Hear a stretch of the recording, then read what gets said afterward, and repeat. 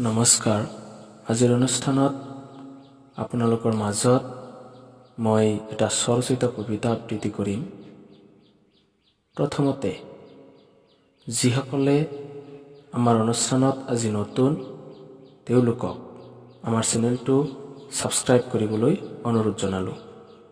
আৰু যিসকলে ইতিমধ্যে আমাৰ চেনেলটো সাবস্ক্ৰাইব কৰিছে তেওঁলোকক আন্তৰিকতাৰে ধন্যবাদ জনালোঁ।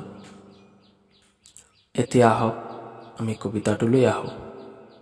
কবিতাটোৰ শিৰোনাম তুমি হলে।